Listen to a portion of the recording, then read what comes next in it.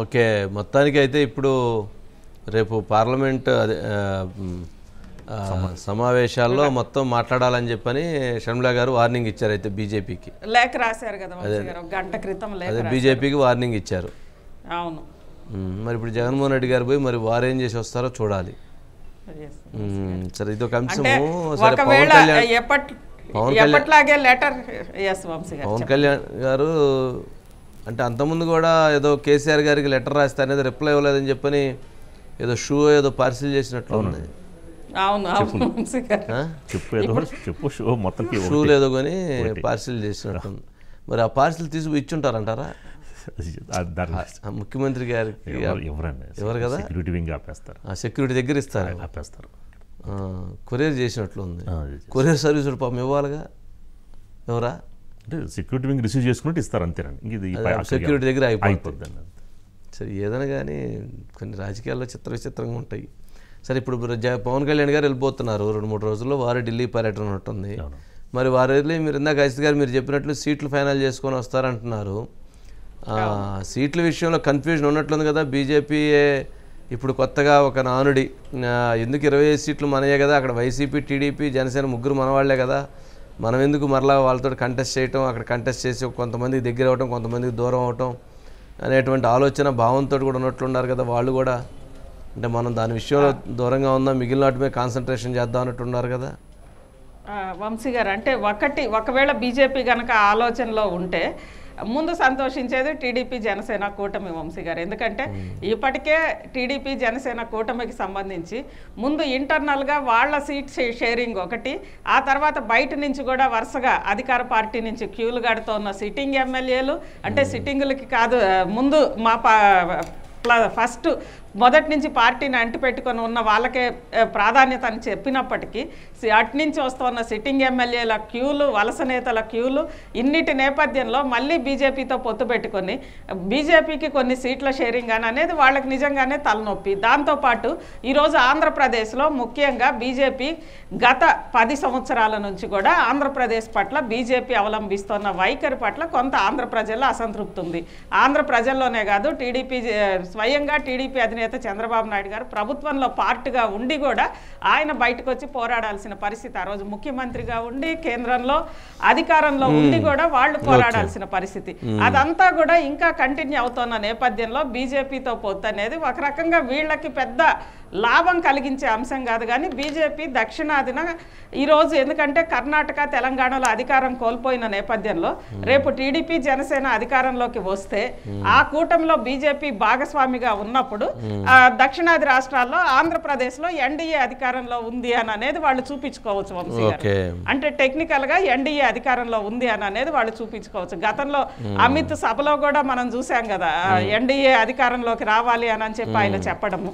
NDA అధికారం అంటే ఈ కూటమితో పాటే ఎన్డీఏ అని అనేది వాళ్ళ ఉద్దేశం. అది బీజేపీకి ప్లస్ వంశీ గారు.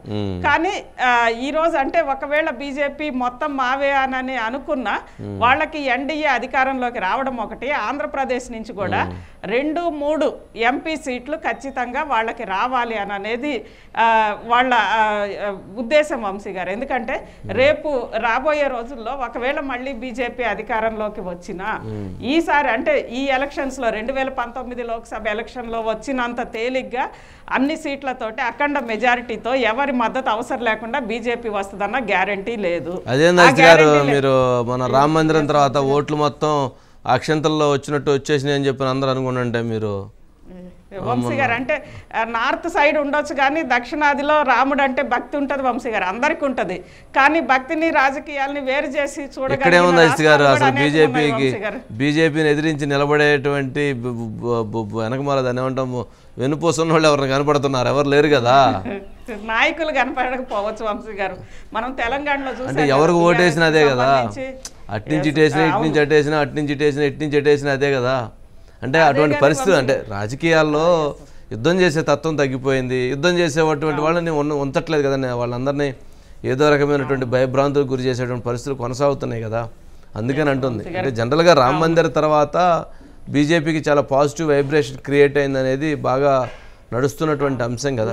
నార్త్ అంతా క్రియేట్ అయిందే అని అంటున్నారు వంశీ గారు. కానీ ఎన్నికలు అనేవి ఎప్పుడు కూడా ఒక్కొక్కసారి ఊహించని రీతిలో ఫలితాలు వస్తాయి వంశీ గారు. అలా వచ్చినప్పుడు కూడా ఒకవేళ అటు ఇటు ఉన్నప్పుడు 25 స్థానాలు మావే అని అనుకున్నప్పటికీ ఆంధ్రప్రదేశ్లో వాళ్ళకు కూడా బీజేపీతోనే ఉండిపోవాలనేది ఉండదు కదా వంశీ గారు. ఎందుకంటే మొన్ననే మనం వైఎస్ జగన్మోహన్ రెడ్డి గారు సరే ఆ రోజు చెప్పలేకపోయారు కానీ ఆ సదస్సులో చూసాం కదా రాజ్దీప్ సర్దేశాయ్ ఇంటర్వ్యూలో, కేంద్రంతో ఎవరు వచ్చినా మేము మంచిగా ఉంటాము, కేంద్రంతో మంచిగా ఉండాలి కాబట్టి బీజేపీ తోటి ఉంటున్నామా అని చెప్పినప్పుడు రాజ్దీప్ సర్దేశాయ్ అడిగారు వంశీ గారు, కేంద్రంలో ఎవరు వచ్చినా మీరు ఇలానే ఉంటారా అంటే కాదు అది మళ్ళీ మనం మాట్లాడుకుందామని చెప్పారు. అలా మళ్ళీ మాట్లాడుకోవడం అనేది కనుక ఒకవేళ వస్తే కనీసం ఒక 2-3 ఎంపీలు అన్న సొంత ఎంపీలు ఉంటే అది వేరు కదా వంశీ గారు. సొంత ఎంపీలు ఉన్నప్పుడు ఆ దక్షిణాది నుంచి ఇంతమంది ఎంపీలు ఉన్నారు అని అనేది ఆ పార్టీకి బలము. దాంతో పాటు ఆంధ్రప్రదేశ్ లో దక్షిణాదిలో ఒక రాష్ట్రంలోనైనా ఎన్డీఏ అధికారంలో ఉంది అని అనిపించుకోవడం బీజేపీకి బలం.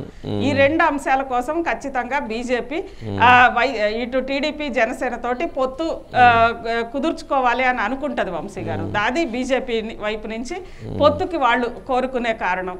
సరే దానికి సంబంధించి మరి పవన్ కళ్యాణ్ వెళ్ళి మీరు తొందరగా తేల్చండి అని అనుకున్నప్పుడు దానికోసమే ఆయన వెళ్తున్నప్పుడు ఒకవేళ ఆ పొత్తు కుదిరే పరిస్థితుల్లో పొత్తు కుదురుతోంది, బీజేపీ పాజిటివ్ గా ఉంది పొత్తు కుదుర్చుకోవడానికి, దానికోసమే ఒక రోజు ముందు వైఎస్ జగన్మోహన్ రెడ్డి గారు అక్కడికి వెళ్ళి అమిత్ షా తోటి పొత్తు వద్దు, ఏదైనా ఉంటే మనం చూసుకుందాము, ఇప్పటి వరకు చూసుకున్నాం కదా అననే ఒక చర్చ ఏమన్నా జరుగుతుందా?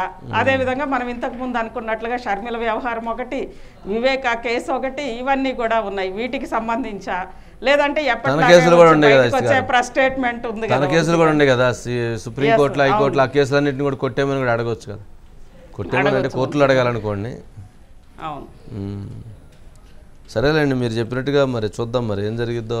మరి రేపు రాబోతున్నటువంటి రోజులు ఇంకా చాలా ముందున్నాయి కదా.